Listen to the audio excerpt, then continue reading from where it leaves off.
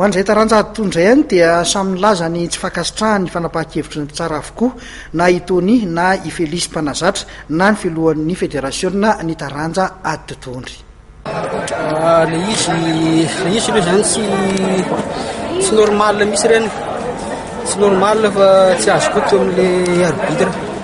satria ao anatin'ny mbola miezaka le anatin'ny miezaka le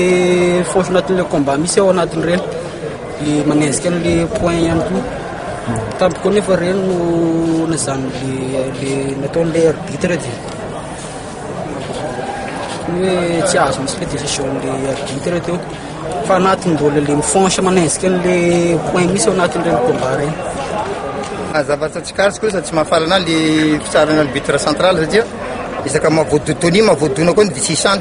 fa raha vo le bandy Botswana mahavoadona dia tonga dia arotiny isany tony dia amizay mba ajanonana le combat malakilaky fa le combat aloha niady nampapona ka niadiny tony ary tsy nagnala baraka fa zay moa toko le fomba fitsarana tsy maintsy misy any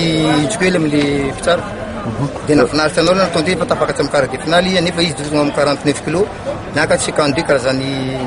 taoko manaraka mety zakany tsara iny aloha. I raha malala moa tamin'ny Jeux africains zany le catégorie no samy hafa be mihitsy any satria nisy azana hoe firenena hafa voaterina najanona atletisme satria mifanitsaka fa reny tsy problème satria eny mitanjona ihany koa zany zao dia hoe ahoana ny fomba merenana ny ady totoandry ao anatin'ny Jeux olympiques indray